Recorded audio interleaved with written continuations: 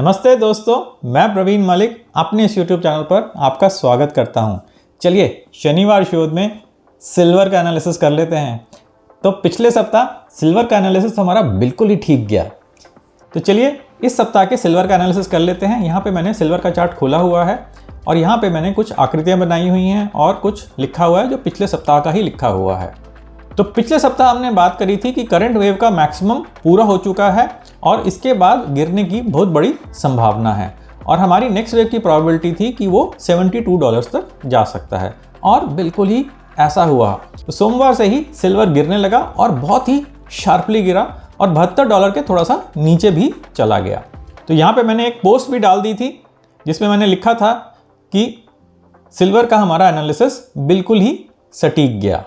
तो आप शनिवार शो देखते रहिए, एनालिसिस को समझते रहिए, लेकिन हाँ, यहाँ पे मेरी खरीदने या बेचने की कोई राय नहीं है, कोई रिकमेंडेशन नहीं है। यहाँ पे सिर्फ मैं एन पैटर्न नेक्स्ट वेव की पावर को समझाने की कोशिश कर रहा हूँ।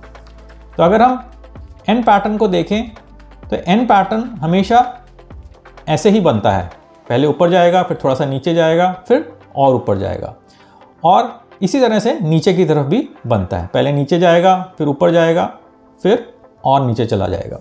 तो ऐसे ही ऊपर नीचे करते करते कोई भी इंस्ट्रूमेंट में ट्रेंड फॉलो होता है। तो चलिए इनको हटा देते हैं। अगर आप इन पैटर्न को अच्छी तरह समझना चाहते हैं, नेक्स्ट वेव को अच्छी तरह समझना चाहते हैं, तो स्क्रीन पे लिखे हुए नंबर पे मेरे को व्हाट्सएप कर दीजिए।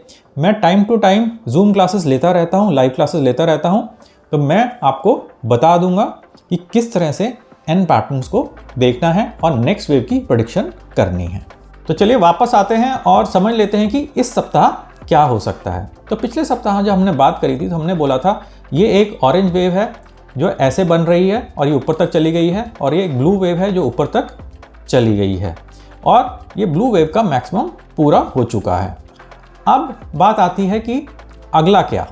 तो अगले के लिए हम आर्ली चार्ट पे चलते हैं और ये ऑरेंज और ब्लू लाइन को हटा देते हैं क्योंकि इसका काम अब पूरा हो गया है। और उसके बाद मैंने यहाँ पे एक रेड लाइन बनाई थी कि ये नीचे आएगा फिर ऐसे जाएगा, और वो भी वैसा ही हुआ। वो मैं बना के दिखा देता हूँ कि ये कुछ ऐसे आया और ऐसे चला गया। तो यहाँ पे ये $72 का टारगेट पूरा हो चुका है। तो ये पुरानी रेड लाइन को हम हटा देते हैं।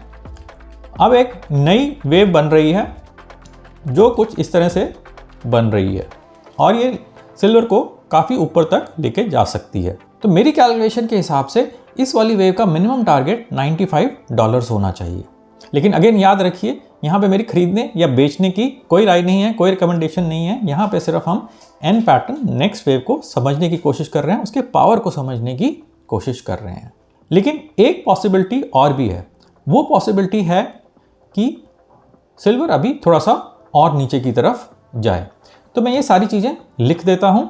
तो करंट वेव मिनिमम मतलब जो ब्लू वेव ऊपर की तरफ जा रही है उसका मिनिमम टारगेट है $95। लेकिन एक ऑल्टरनेटिव थ्योरी भी है जिसमें सिल्वर में थोड़ी सी और गिरावट आ सकती है। उसकी रेंज होगी $69 से $59 तक। तो सिल्वर यहाँ तक नीचे गिर सकता है, परंतु मेरे को लगता है कि इसकी प्रोबेबिलिटी काफ़ी कम है और मुझे लगता है कि यही होना चाहिए। तो चलिए देखते हैं कि क्या होता है और हमारी प्रेडिक्शन कितनी ठीक रहती है। अगले सप्ताह तक हमको ट्रेंड पता लग जाएगा। तो अगर आपको ये वीडियो अच्छा लग रहा है तो प्लीज़ लाइक करिए और इसको अधिक से अधिक शेयर करिए। चलिए फिर मिलते हैं अगले शनिवार शोध में।